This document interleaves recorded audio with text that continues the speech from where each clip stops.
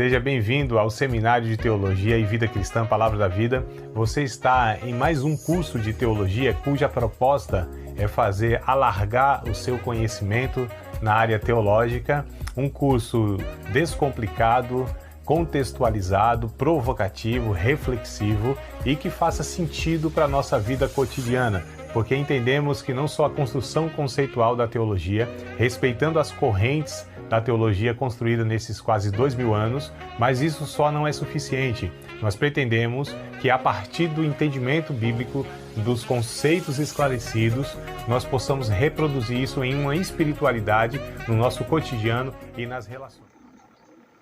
Na continuidade, então, da nossa aula, porque hoje é uma continuidade do que começamos semana passada, num subtema, né, que é a soberania de Deus. Não sei se vocês lembram, as anotações aí que vocês fizeram, como que ficou aí, né, anotado na memória, mas nós começamos a falar sobre a soberania de Deus, e isso é muito importante, tá? Por quê?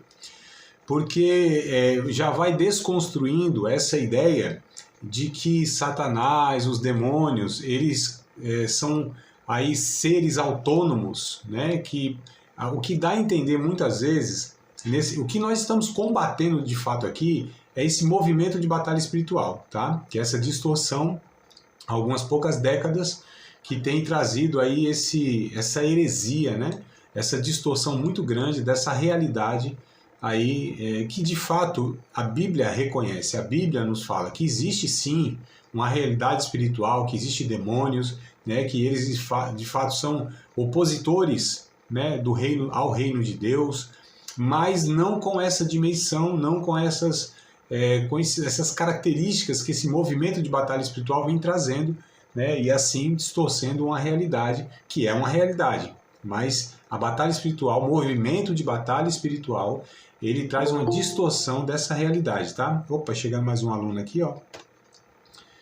Vamos lá, Adrianinha. Chegou na hora correta, a hora do começo, da introdução. Fica à vontade, viu, amada? Bem-vinda, boa noite e bora junto. Vamos lá. Como eu estava dizendo, como eu estava falando nessa introdução, a importância de nós entendermos o que a Bíblia fala sobre soberania de Deus. Porque a soberania de Deus, ela vai nos mostrar justamente isso, que absolutamente não há nem um centímetro de metro quadrado nesta existência que Deus não tenha a sua soberania, né? Não há aquela ideia que tem seres, tem áreas da existência humana que Deus não tem controle, que o negócio descambou tanto que Deus não tem controle. Não, mas Deus é soberano. Agora, como eu disse, existe uma tensão, né, que é uma tensão mais teológica, não é bíblica, no sentido que a Bíblia não lida muito tranquilamente com esse negócio. É a gente que não entende a profundidade dessa relação de soberania de Deus e liberdade humana, ou responsabilidade humana, tá? Vou trocar a palavra aqui, desconsidere liberdade. A responsabilidade humana, né? Então essa é uma tensão nossa porque nós somos limitados. Mas a Bíblia e Deus, tá tudo tranquilo. Ó o cão aqui, ó, já se manifestando, ó. Olha, ó. Tá vendo só? Só foi falar e ó, já se manifestou. Tadinha, cachorrinha, bichinha aqui, ó. Toda vez que eu entro aqui no escritório, ela quer fazer aqui a companhia, né? Tanto é que essa semana, numa aula aqui, ela entrou desembestada aqui. E, enfim, mas vamos lá que o assunto não é esse. Não é o cão, pelo menos assim, nesse sentido, né? O bichinho, o pet. É de Deus, né? É de Deus. Às vezes a gente... até caiu da cadeira aí, ó. Oi? A Alina até caiu da cadeira. Porque às vezes a gente demoniza, né, todas as situações, né? E a gente fala um pouco com ironia e brincando, às vezes é tão patético, às vezes é tão ridículo, né? Que às vezes cabe até as ironias, não desprezando não a fé de ninguém, a infantilidade, nesse sentido assim. Mas são coisas assim que às vezes são tão absurdas que chega à beira do ridículo, né? Às vezes as pessoas querem espiritualizar, sabe, coisas assim que falam, meu Deus do céu, não é possível, que não entende alguns processos naturais, né, dessa existência e quer ver demônio em tudo, né? Tem esses irmãos que muitas vezes eles querem espiritualizar e atribuem, né, ao demônio, aos demônios, a qualquer coisa que acontece, sabe? Como, por exemplo, né, eu falei brincando, eu vou pegar um exemplo aqui que talvez alguns de nós aqui já presenciou. Você está numa igreja, aí na hora do louvor, da pregação, dá um problema lá no som, né, no cabeamento. Ali fala, é o diabo que está tentando atrapalhar o nosso culto. Não, é o cabo, amados, que precisa ser trocado. De repente está com má contato, é de má qualidade, né? Já venceu o prazo, tem que... Tal. Ou é o sonoplasta que não soube lá manusear a situação lá e tal. E a gente vai sempre espiritualizando, não, é o diabo, e tudo é o diabo, e tudo é o diabo. E a gente muitas vezes cria essa ideia de que o diabo tem tanta autonomia, sabe? Ele tem tanto poder, que parece que Deus vai ficando de mãos atadas dependendo da situação, né? A gente depois vai entrar nessa questão, nesses conceitos de meu Deus, brecha, né? Legalidade, brechas que os crentes dão, e parece que ali o diabo ele tem de fato uma atuação que Deus fica de mãos atadas. Essas ideias, vamos trabalhar isso com mais calma, só estou dando uma outra introdução aqui para que a gente fale que Deus de fato ele é soberano. E aí vamos pegar os textos bíblicos, né? Como eu falei, vamos tentar ao máximo ser bíblico, no sentido de pegar os textos para afirmar para dar base a cada afirmação. Então, no Novo Testamento, por exemplo, falando da soberania de Deus, tá? O último ponto da aula passada, pelo que eu vi agora, que eu não me lembrava, mas eu vi aqui na gravação, que eu falei sobre Deus sendo soberano na história, e eu dei o exemplo que Israel foi conduzido na história de uma maneira soberana, porque se fosse por Israel, se fosse pela capacidade, se fosse pela fidelidade, se fosse pela santidade, se fosse pela obediência de Israel, tudo tinha dado errado, amados. Eita, povo ruim de obedecer, idólatra, pagão, sabe? É um negócio horrível. O povo de Deus. Então não é por causa do homem, não é por causa de nós, é apesar de nós. Porque se Deus não fosse soberano, amado, Jesus não tinha nem conseguido chegar na história, porque o negócio já tinha tudo se destruído. Só que a gente vê essa condução de Deus com aquele povo, sabe? Como eu disse, com essas características. Um povo tão insignificante em relação aos grandes impérios que surgiram na história, desde lá do Egito, né? Mesopotâmia, Egito, Babilônia, os medos e os persas, os gregos, os romanos, né? Esses impérios que dominaram o mundo, e Israel estava ali, ó, no meio.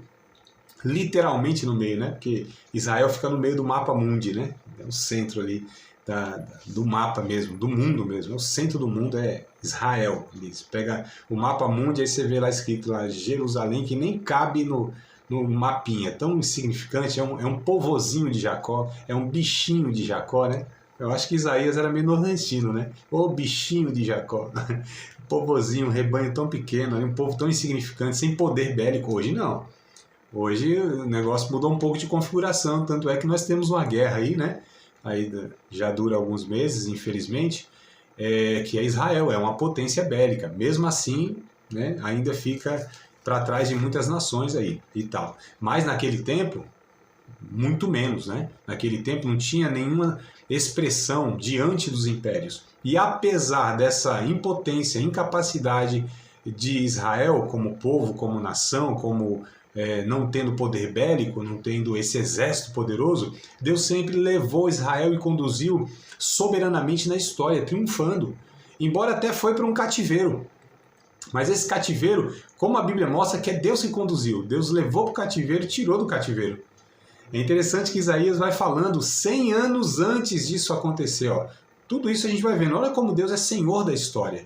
Ele está conduzindo a história. 100 anos antes de acontecer algo, ele anuncia. Vai acontecer isso através de uma pessoa que o nome é tal, ó, a pessoa não existia, o império não tinha aquela relevância e Deus foi anunciando. É tão interessante que o livro de Isaías, como eu falei de ironia aqui, muitas vezes Deus é muito irônico mesmo, né? Ironia mesmo, tá? O profeta vai dizendo assim, né, que Deus diz assim, bom, traz os deuses de vocês aí. Se vocês estão falando que isso é tudo Deus aí, então vai trazendo o Deus de vocês aí e fala para os deuses de vocês anunciar desde o começo como vai ser o fim. Eu quero ver eles fazerem isso aí.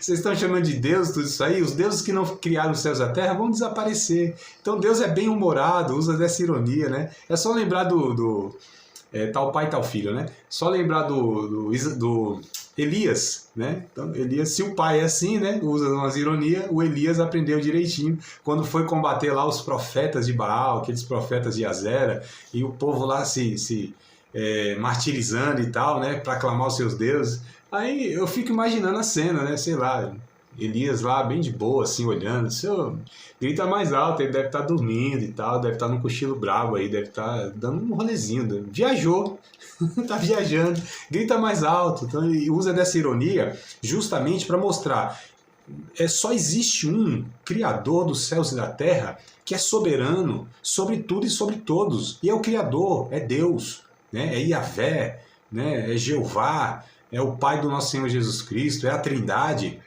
Então a gente precisa ter isso como convicção bíblica, porque não só nessa questão, mas em tudo o resto isso vai ter implicação na nossa vida, amados.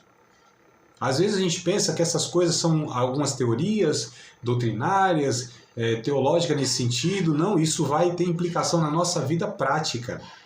Porque se nós pensarmos nos momentos de crise, de dificuldade, de adversidade, que Deus ele não perdeu o controle sobre a nossa vida, que de alguma maneira até misteriosa, que eu não consigo explicar, mas Deus está conduzindo a minha vida apesar das adversidades, naquilo que eu acho que está dando tudo errado, mas se eu entender a soberania de Deus, eu confio em Deus, apesar da situação adversa, apesar das derrotas, apesar daquilo que eu entendo que está dando tudo errado, mas se eu entendo que eu estou nas mãos de Deus, olha só que coisa interessante, Jesus disse, me parece que é o capítulo 10 de Evangelho segundo João, disse assim, todos o que o Pai me deu, nenhum se perdeu, todos estão na minha mão, e ninguém pode arrebatar da minha mão aqueles que o Pai me entregou. Não existe Satanás, demônios, poder político, influência cultural, poder militar, não existe nenhuma força maior, amados, do que o poder do nosso Deus. Então, se a gente tem esse entendimento, nessas horas de dificuldade, de crises, isso aqui traz para nós uma paz. Deus está conduzindo a minha vida. O Jó, olha só, o Jó numa situação tão adversa que a gente bem conhece a história dele, ele vai dizer o seguinte, ainda que ele me mate, nele eu esperarei. Eu sei que o meu Redentor vive e que por fim ele se levantará sobre a terra. Olha só, amados.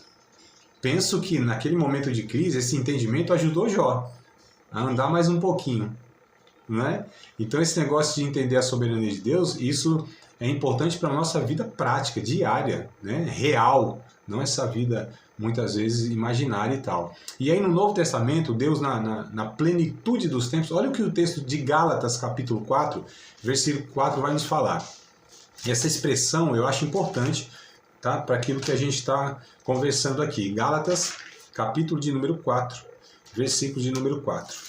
E eu quero fazer sempre uma reflexão com vocês e tentar aplicar na nossa vida, né? Porque o estudo, eu penso que tem que ter esses aspectos aí, né? O entendimento, a compreensão e a exemplificação na nossa vida prática.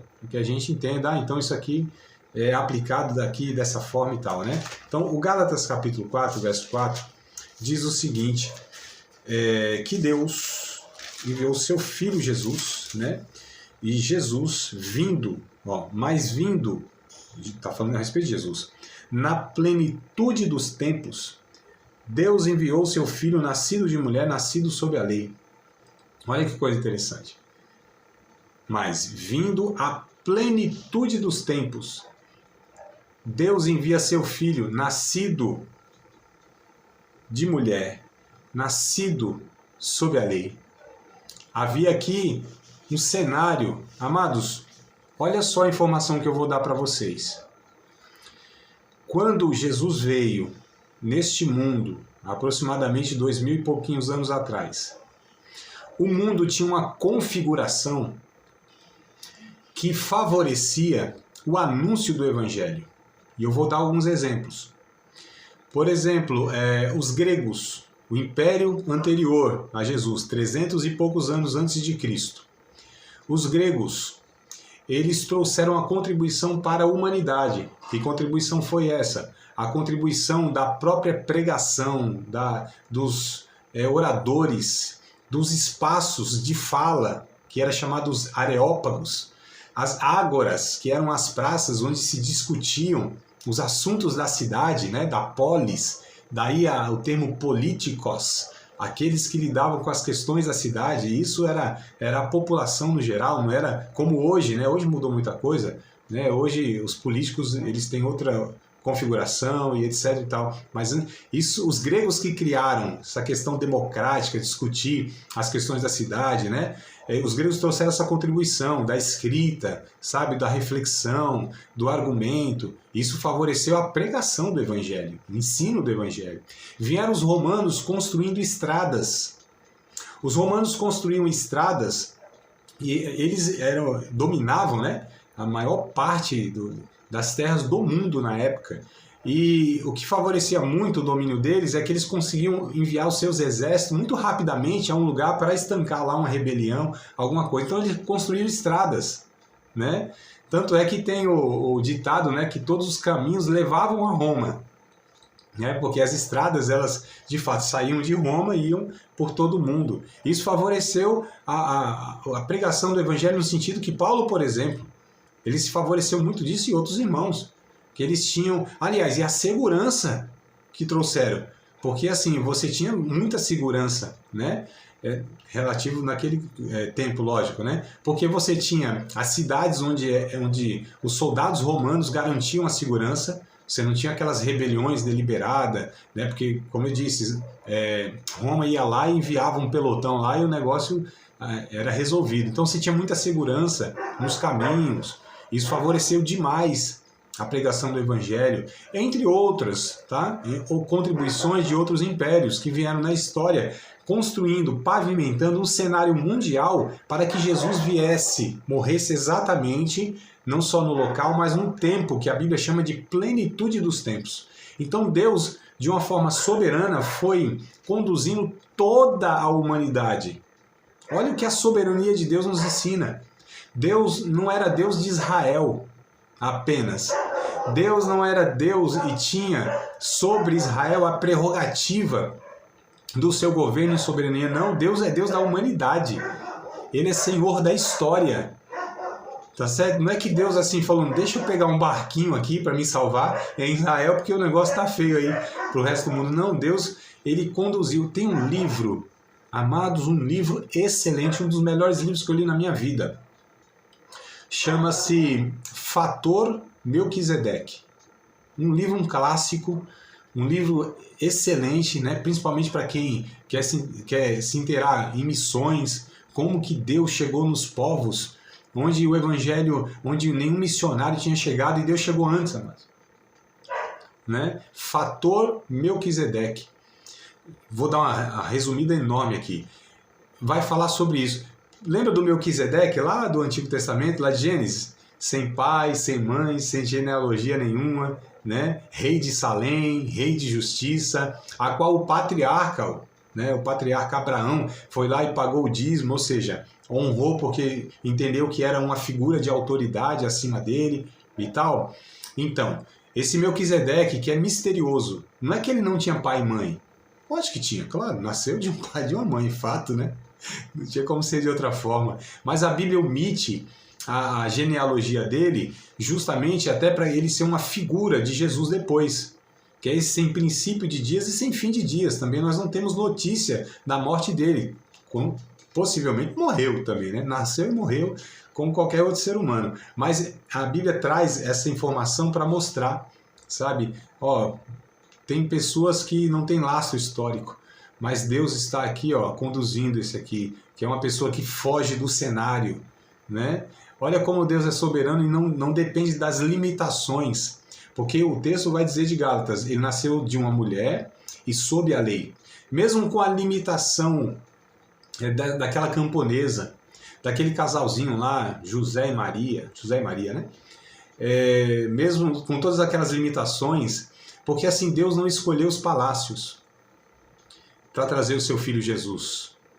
Deus ele não veio anunciando uma pompa, né, mostrando quem Jesus seria. Foi algo muito simples, algo muito discreto. Jesus veio na condição de um bebê, de uma criança frágil, dependendo de um casal pobre, um casal limitado, né, numa terra, como eu disse, que estava sendo dominada pela potência mundial que era Roma. Então parece que Deus faz tudo de propósito. Traz as piores condições para uma situação, para que ele se agigante e mostre que ele é soberano. É por isso, talvez, que Paulo disse, Deus chama as coisas loucas deste mundo, as pequenas, as que não são, para confundir aquelas que acham que são, né? Me parece que Deus ele faz questão de deixar as situações chegar nos limites, ultrapassar os limites. E ele chega lá, né, Adrianinha? A gente estava conversando esses dias, né? Parece que ele chega no 47 minutos do segundo tempo, mano. Para nos dar a vitória. Parece que Deus ele provoca a situação adversa. Tem um texto lá em Isaías também, não estou me recordando agora exatamente, depois se vocês me pedirem, eu coloco lá no grupo, vou pesquisar direitinho, mas Isaías fala assim que Deus tem uma estranha obra. A estranha obra de Deus, o termo é esse. Uma obra estranha, né? Fico olhando assim, mas o negócio não era mais fácil desse jeito, até podia ser. Mas Deus deixa o negócio piorar. Vou dar um outro exemplo sobre soberania de Deus, que é o povo no Egito. O povo no Egito sendo escravizado, aquela coisa toda, e estava ruim. Eu lembrei daquele meme, né? Tava ruim, mas pode ficar pior. Pior, mas ó, vai piorar ainda mais. Então assim, tava ruim. O negócio não tava bom não. Escravo, aquela coisa toda, trabalhando pro Egito lá, pro faraó. Aí Moisés tem um encontro com Deus lá na sarça. Aí depois desse encontro com Deus, olha só que alguns encontros com Deus pioram as coisas, né? Os irmãos pensam que os encontros com Deus melhoram. A Bíblia é tudo contrário que a gente inventa, né? A gente inventa os negócios aí, a Bíblia fala, é o contrário disso aí, vocês não entenderam nem a Bíblia, por isso está fazendo tudo errado. E prometendo ainda coisa tudo errado. Falsas promessas. E aí o encontro de Moisés no fogo, na sarça, no monte, no poder, piorou as coisas, porque até então estava ruim. Aí Deus fala para Moisés voltar lá e falar para o faraó libertar o povo. Aí quando o Moisés volta, chama o faraó e diz, ó, Deus me falou para você libertar o povo, porque eles têm que celebrar uma festa a Deus lá no deserto. Aí fala, disse o quê? O povo está ocioso demais. Esse povo quer celebrar, esse povo quer fazer festa no deserto para esse Deus aí que vocês estão dizendo que não tem nem nome. Um tal de eu sou, não. Faz o seguinte, agora vai ser agravado mais ainda a condição deles. Eles teriam que descer, isso não fazia antes, estava ruim, mas não fazia isso, agora piorou, porque eles tinham que descer no Rio Nilo, pegar a argila, pegar agora a palha, e eles recebiam esse material e faziam lá os tijolos e tudo mais, né? Agora eles tinham que ir lá buscar, e ainda mais os algozes dobraram lá a chicotada, o sofrimento aumentou, a questão é essa. Tanto é que o povo disse, que conversa é essa, Moisés? O negócio estava ruim, você foi falar com Deus e agora piorou? Então olha só, mas aí Deus deixou as coisas no limite, as coisas tudo, sabe, degringolar aparentemente, mas nos bastidores do projeto de Deus, na soberania de Deus, Deus tinha um caminho, amados. Eu lembro de um texto de Naum, profeta tão pouco estudado, pregado, lido. Eu penso que talvez algum aluno nem saiba que existe Naum, mas existe esse livro na Bíblia, Naum. Tá certo? Naum, capítulo 1, verso 3, se não me falha a memória, tem um texto que diz assim, Deus tem o seu caminho no meio do furacão, no meio da tormenta, no meio do tornado, onde parece que as coisas estão assim, voando, descontroladas, perdidas, né? No olho do furacão, em volta está tudo assim, um caos. Só que a Bíblia diz que Deus tem um caminho no meio de tudo isso. É bem interessante, amados, nós pensarmos o povo sendo levado para o cativeiro por Deus. Não foi o Nabucodonosor com seu poder mundial que ele tinha. Não foi o império de Nabucodonosor, o império babilônico, esmagando e escravizando Israel. Não, foi Deus dizendo, é eu que estou enviando para lá. E vai passar tal tempo e depois eu faço retornar e ainda uso outro império, que eu falei lá que Isaías, né, profetiza que 100 anos atrás deu o nome do cidadão. Então está tudo sob o domínio de Deus. A gente precisa entender isso. Satanás, ele não faz o que ele quer. Ele faz aquilo que Deus permite-o fazer, na vida de quem Deus permite fazer, da forma que Deus permite fazer. Me lembro de um texto de Paulo em 1 aos Coríntios, capítulo 10, não me lembro o versículo, vocês me ajudem aí, deve ser verso 13, alguma coisa assim, 12 ou 13, que vai dizer que não vem tentação sobre nós a não ser tentação humana. Olha só, não veio sobre vós tentação a não ser tentação humana. Deus, ele não permitirá que vocês sejam tentados além do que vocês podem. E com a tentação dará também um escape para que vocês possam suportar. Olha só, amados, essa é a nossa segurança, é por isso que é importante nós entendermos esse ensinamento bíblico sobre a doutrina da soberania de Deus. Então Deus envia seu Filho na plenitude dos tempos. Estava tudo já arquitetado por Deus, mundialmente falando, ao longo da história. Jesus vem e nasce exatamente quando, onde, né, nasceu. Ele ressuscita dentre os mortos. Olha que coisa interessante. Como desígnios da vontade de Deus. Então, quem matou Jesus? A música vai dizer, os nossos pecados. Alguns estudiosos vão falar, os romanos. Outros vão falar, não, foi os judeus. Quem matou Jesus? A Bíblia vai dizer, e Jesus disse, ninguém tem poder para me matar. É eu que dou a minha vida e depois eu torno a tomá-la. Não teve império, Satanás, demônio, judeu, ninguém, amados, que poderia fazer absolutamente nada a respeito de Jesus. Mesmo em forma humana, mesmo sem pegar em uma arma, mesmo dizendo para os seus discípulos, vocês não precisam mover uma palha para me defender. Quando estava lá na frente, agora não me lembro se é Herodes ou se é Pilatos, me parece que é Pilatos, se não me falha a memória, se tu não é rei, se sou, para isso eu nasci. Só que o meu reino não é deste mundo, porque se fosse, os meus súditos estariam aqui para me livrar. E tem mais uma coisa, porque o cidadão disse assim, mas eu tenho poder para te salvar, eu tenho poder para te condenar. Eu falei, não, você não tem. Se do alto não te fosse dado, nada você teria sobre minha vida. Ah, Satanás, Jesus disse, Satanás não tem nenhum ponto de apoio em mim, ele não tem nada em mim. Pelo contrário, mas a gente vê os demônios batendo cabeça para Jesus. Os demônios lá pedindo para que Jesus, né, não traga o juízo antes de tempo sobre a vida deles lá e tal. E Jesus atende até a oração de demônio, mano. Então também esse negócio de atender oração aí, a oração atendida não é muita evidência de aprovação de Deus não, né, sobre nossas vidas.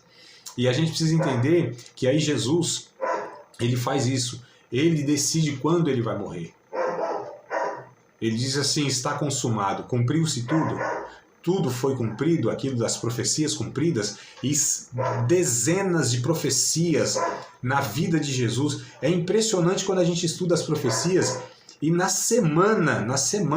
última semana da vida de Jesus, o seu ministério, quantas profecias dia após dia se cumpriram de todos os séculos atrás que foram profetizados.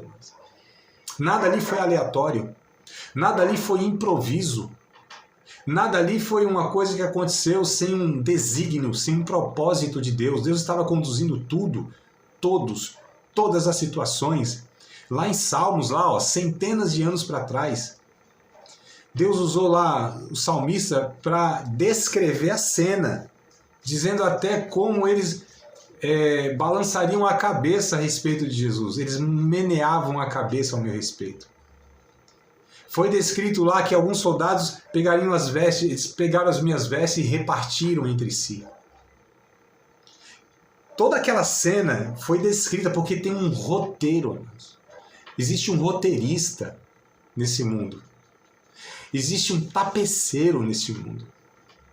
Agora, o grande problema nosso, em relação ao tapeceiro, é que a gente, quando vê a obra de tapeçaria, a gente vê do lado contrário, mano. Não é? É do lado contrário, o tapeceiro vai formando e o lado oposto parece que não faz sentido, não tem desenho, não tem arte, não tem significado. Aí quando ele acaba a obra, ele vira, aí ele mostra tudo o que ele estava fazendo. É que para nós é oculto, né? É bem interessante, estudando o cérebro humano, eu estou fazendo isso poucos anos para cá, de uma forma mais intensa, e o olhar, né, a retina, né, o globo ocular, esse órgão aqui impressionante, complexo demais, ele capta, na verdade, ele enxerga as coisas ao contrário, de ponta cabeça. Mano. As figuras é de ponta cabeça, que ele manda para o cérebro, invertido. Né? Então a gente, na verdade, enxerga assim as coisas tão limitadas. Nós passamos a vida toda nos vendo no espelho do lado, assim, ao contrário. Deus não. Ele tem todo o conhecimento, o pleno conhecimento de todas as coisas, de todas as pessoas. Ele sabe o CPF de cada um, o endereço de cada um, a história de cada um. Milhões de vozes, se nós formos levarmos em conta o número de cristãos professos no mundo, são 2 bilhões e 100 milhões, isso estou levando aqui na teoria, né? Imaginemos que esses 2 bilhões de cristãos resolvem orar ao mesmo tempo. 2 bilhões de cristãos orando ao mesmo tempo. Fora os outros que estão passando apuro, que não professam o nome de Cristo, mas na hora do perrengue vão pedir a Deus alguma coisa, né? Então vamos multiplicar um pouquinho isso aí para uns 4 bilhões. Uns 4 bilhões, metade da população da Terra, resolve orar a Deus ao mesmo tempo. Imagine, Deus, ele não confunde vozes. Ele sabe esses bilhões de vozes subindo ao mesmo tempo a ele. Ele conhece cada timbre. Ele sabe não só o timbre, mas ele conhece cada estrutura, cada história, cada trauma, cada pensamento, cada sentimento de cada um deles, cada indivíduo. Deus conhece profundamente, plenamente, perfeitamente, mais do que eles mesmos. Esse é o nosso Deus, é soberano sobre tudo, sobre todos. Ele não precisa explicar nada a ninguém, não precisa pedir autorização para ninguém. A soberania de Deus é isso. Deus, ele não... Porque se Deus dependesse da nossa fidelidade... Amados, nós estamos há 2000 anos tentando acabar com a igreja. E a gente não consegue. Né? As igrejas resistem até aos seus pastores. A verdade de Deus é pregada apesar das limitações dos teólogos. O evangelho, ele é levado onde Deus quer que seja levado, apesar da falha missionária da igreja. Jesus salva a despeito da negligência dos crentes de enviar missionários, de evangelizar.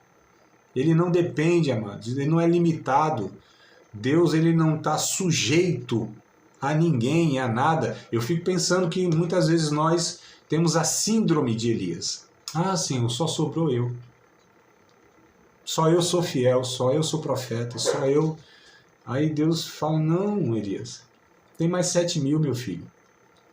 Aí, igualzinho você, talvez até melhor, porque não está na caverna como você está, achando que você... Não, então, a síndrome de Elias. Se Deus dependesse de Elias, estava perdido. Na sua soberania, na sua infinita misericórdia, bondade, graça, de uma forma inexplicável, ele escolheu Elias para aquela tarefa. Se Elias não fosse, Deus teria outra, com certeza Deus teria outro recurso. Agora Deus, ele é tão bom que apesar de nós, ele usa, ele escolhe, né? E ele dá recurso. E nas nossas aparentes falhas, Deus está trabalhando como um tapeceiro, mano.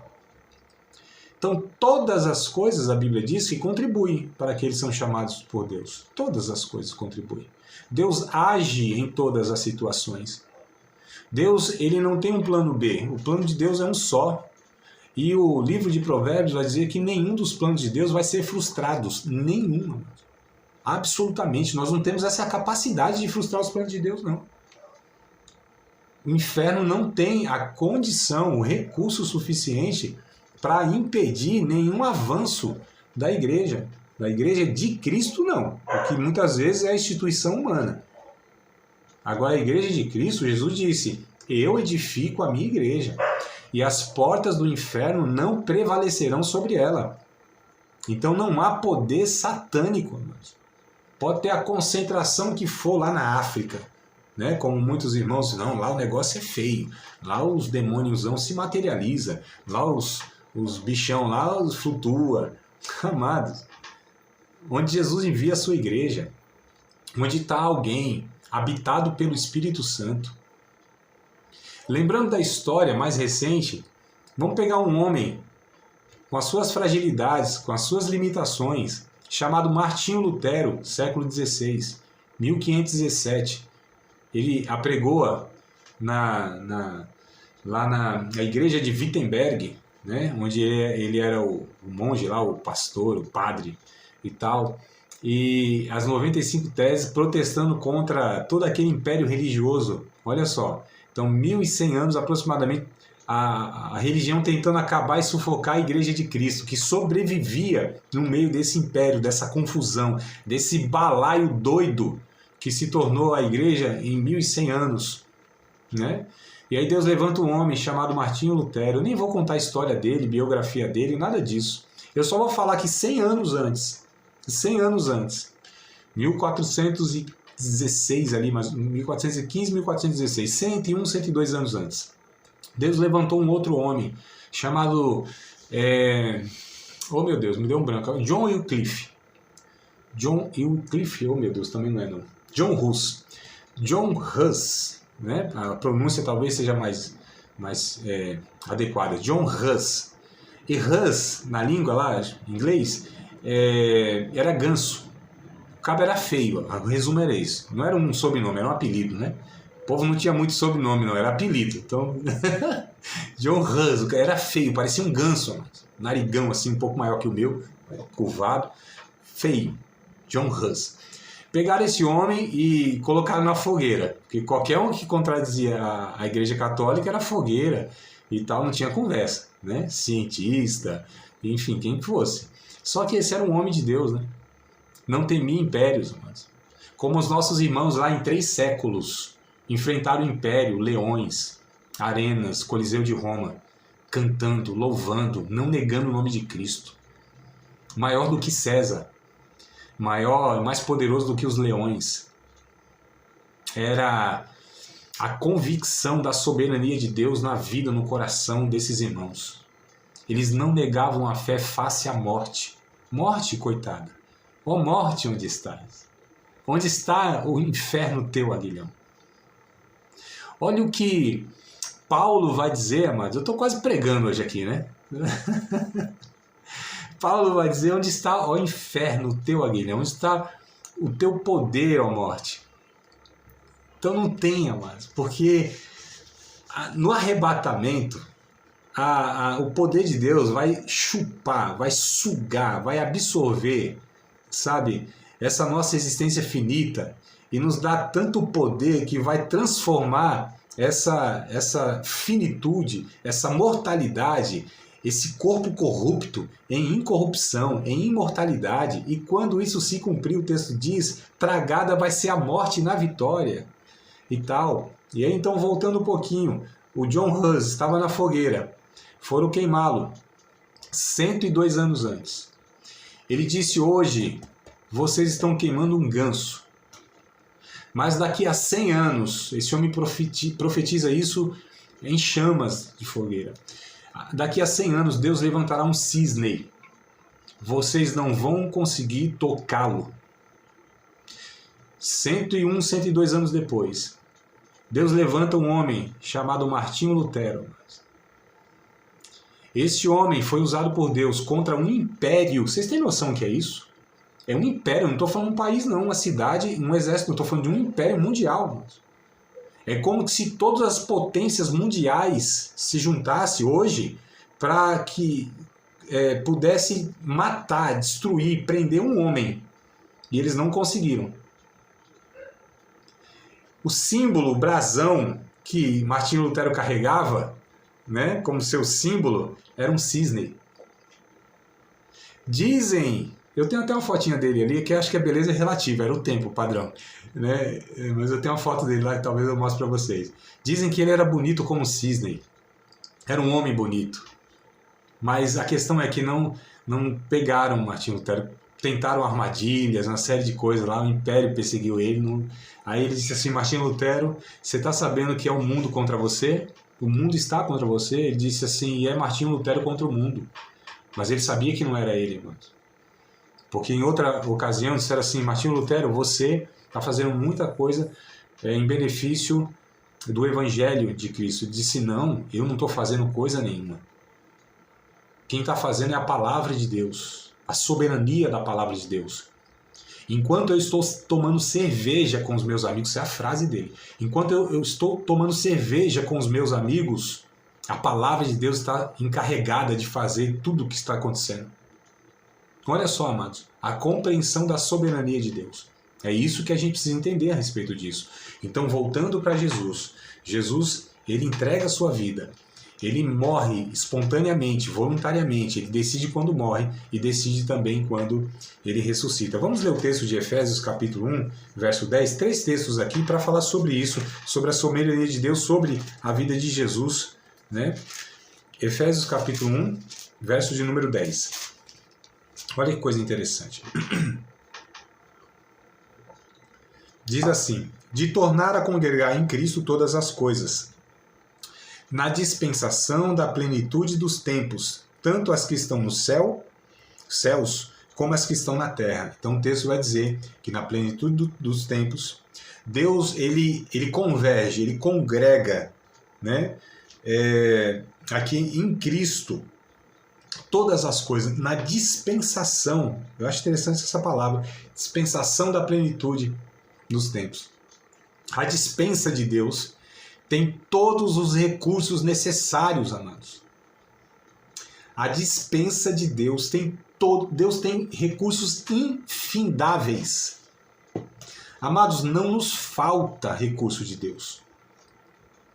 Não nos falta ferramentas de Deus. Não nos falta poder de Deus. Como diz o salmista, Salmo 23, tão conhecido que a gente passa batido, né? O Senhor é meu pastor, e dele eu não terei falta. Essa talvez seria a tradução mais adequada, tá? Não é que eu não terei falta de nada, como se as coisas não me faltassem no sentido mais objetivo da vida, não é isso. Porque até quando as coisas me faltam, nada me falta. Porque Deus não me falta. Essa é a ideia. Até que me falte as forças. Até que me falte o alimento. Até que me falte os amigos. Até que me falte a saúde. Mas Deus não me falta. Os recursos de Deus são infindáveis. Amados, vamos fazer uma aplicação aqui na nossa vida, mais uma, que em algum tempo da nossa vida, se isso está acontecendo na vida de algum de vocês, ou se ainda vai acontecer, a questão é, quanto mais as coisas ficarem difíceis na nossa vida, quanto mais Satanás se levantar contra a nossa vida, quanto mais parecer que passamos do limite da nossa capacidade, possibilidade e recurso, a gente precisa entender que quanto mais isso acontece, mais Deus se agiganta na nossa vida. Quanto mais Satanás quer nos perseguir e nos prejudicar, mais Deus dispensará os seus seres celestiais para nos socorrer. Quanto mais as pessoas muitas vezes nos abandonarem ou ficarmos em uma sensação de solidão, vai ser o momento que Deus vai se apresentar como um Deus que nunca nos abandona e nunca nos deixa. Ainda que as sensações físicas elas possam falar para nós que Deus está distante de nós, precisamos lembrar da palavra de Deus, que Ele disse, eu nunca te deixarei e nunca te desampararei. A consciência da soberania de Deus, ela é mais poderosa do que as sensações que nós buscamos de segurança. A gente precisa sentir, amados, para saber se Deus está me aprovando. Eu não preciso sentir coisa nenhuma. As sensações, elas muitas vezes nos traem, nos faltam, são limitadas. Mas se a convicção, se o Espírito Santo plantar em nós, arraigar lá no mais profundo do nosso íntimo, do nosso ser, que Ele está conosco e que Ele é soberano, nós descansaremos. Foi o que eu pontuei aqui, né, Adrianinha, no nosso encontro de domingo, que a gente usa a fé para não morrer. Não, amados. A fé é justamente para a gente morrer em paz, na certeza da ressurreição. Então Deus é soberano, ele fez isso com Jesus. Olha o texto de 2 Timóteo, capítulo 1, verso 19. 2 Timóteo, capítulo 1, versículo 19.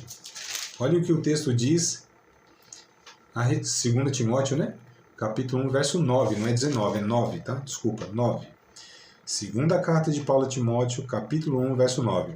Que nos salvou e chamou com a santa vocação, não segundo as nossas obras, mas segundo o seu próprio propósito, e graça que nos foi dada em Cristo Jesus antes dos tempos dos séculos. Perceba o que o texto está dizendo. Que Deus, segundo o propósito de Deus, que nós chamamos de desígnios de Deus, que foi dado em Jesus Cristo, ou em Cristo Jesus, antes dos tempos dos séculos. Antes que Deus dissesse haja luz, ele disse haja cruz. Antes que Deus nos chamasse para alguma tarefa, ele nos deu todos os recursos. Antes que Deus ele nos enviasse a alguma situação, ele já criou pavimentou toda a estrada, mas toda a estrada. E ele está, inclusive, nos aguardando lá na ponta. É só a gente perseverar no entendimento que ele é soberano. A perseverança talvez seja uma das... A perseverança é a mãe das virtudes, né? Que a gente chama. É a mãe das virtudes. Não adianta ser entusiasmado, não adianta fazer um bocado de coisa, mas não permanecer. Porque tudo isso aí vai ser jogado fora. Então assim a gente permanece. Porque esse Deus nosso não é um Deus inconstante. Não é um Deus que não... Assim, a gente fica muito preocupado, né? E agora, será que o Espírito Santo... O que ele vai fazer? Eu acho que ele não está sabendo para onde vai nem para onde vem. Não, mas está tudo no controle. Atos 2 e 23, para encerrar aqui esse pontozinho aqui, tá? Atos 2 e 23, olha que coisa interessante sobre isso aqui, que a gente está falando sobre a soberania de Deus. Eu podia até pegar outros textos de Atos, até vou pegar um pouquinho mais para frente.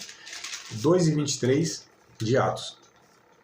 Diz o seguinte: a este que vos foi entregue pelo determinado conselho e presciência de Deus. Olha, o Pedro está dizendo para aquele povo, aquele público, que Deus entregou Jesus, porque ele tinha determinado isso, né, no seu conselho e presciência. Olha os termos. O Pai que entrega Jesus, porque de antemão, lá atrás, ele tinha determinado isso. Então, os decretos de Deus, as determinações de Deus, é impossível não serem cumpridas, porque ele é um soberano. Não é ele é um soberano, ele é o soberano, né? Até corrigir aqui, não é um, como se houvesse outros. Ele é o artigo definido, único. Ele é o soberano. Então, se ele decretou, não tem quem faça isso voltar atrás, amados.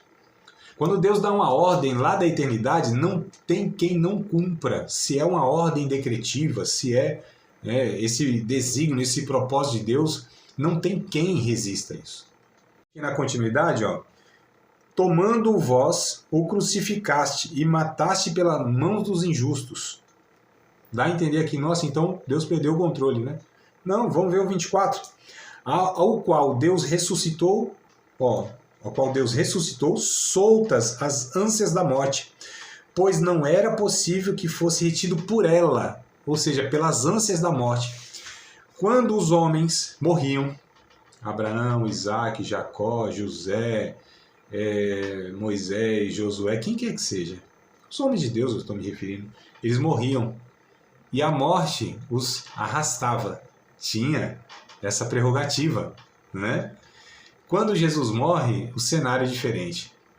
Porque quando Jesus morre, a morte não o matou. Ele não morreu de morte matada. Ele morreu de morte morrida. Então, assim, quem que matou Jesus? Não foi a morte. A morte não tinha esse poder, mano. Não tinha como. Era muita vida. É o autor da vida. Né? Tanto é que ele ressuscitou pessoas ao longo do caminho e tal. E é interessante que quando a morte vai arrastá-lo, e quando se depara com Jesus, a Bíblia diz, essas ânsias da morte tiveram que soltá-lo. Porque é o autor da vida, é o Criador de todas as coisas, é o Senhor dos senhores, é o Rei dos Reis. É o que o último livro da Bíblia nos aponta, quase lá no último capítulo, no final da história. Rei dos Reis, Senhor dos Senhores. Lá no capítulo 19 de Apocalipse, vai mostrar que ele está cercado de um exército celestial. Só que esse exército celestial fica lá, nas nuvens. E ele vem. Olha só ele. Isaías 63, 64, 65, os capítulos, vai descrevendo isso aí. Ó, a gente está falando de 700 anos antes de Cristo. Isaías fala daquilo que vai acontecer, só Deus sabe quando. Já passou 2.700 anos essa profecia. Mas lá em Apocalipse está confirmado. E ele vem só ele. Isaías vai dizer que Jesus, ele desce no Monte das Oliveiras, esse monte se parte, se fende no meio, ele vem caminhando com as vestes salpicadas de sangue e ele diz: só eu sozinho, mais ninguém. Pisei o lagar da ira do Deus Todo-Poderoso, com o sopro da sua boca. Ele derrota todo aquele exército, Satanás, o falso profeta, o anticristo, tudo no lago de fogo. Reina por 1000 anos. É esse Deus que já decretou, que já mostrou para nós o final da história desde o começo. Ele é soberano. Todos os nossos dias estão contados, estão escritos no livro de Deus.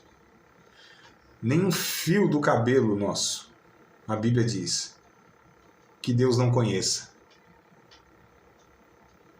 Deus é soberano. Essa conversa que Satanás faz e acontece, que o diabo tem legalidade, isso é bobagem, amados. Nós não estamos servindo um ser que é limitado. Um ser que ele está sofrendo nesse negócio de igreja, sabe? Vê se salva alguns, porque o negócio está feio. Satanás agora parece que se revoltou mais ainda. Isso é não conhecer Deus, é não conhecer as Escrituras, é não conhecer a natureza de Deus, é não entender de quem nós estamos falando, amados. Não é sabe, alguém que necessita de alguma coisa. É Deus, é Criador dos céus e da terra. É Criador do tempo e do espaço. É aquele que tem o domínio sobre o inferno, no inferno, sobre cada demônio, bate continência. Todos esses homens que acham-se grandes, coitados, são poeiras na mão de Deus.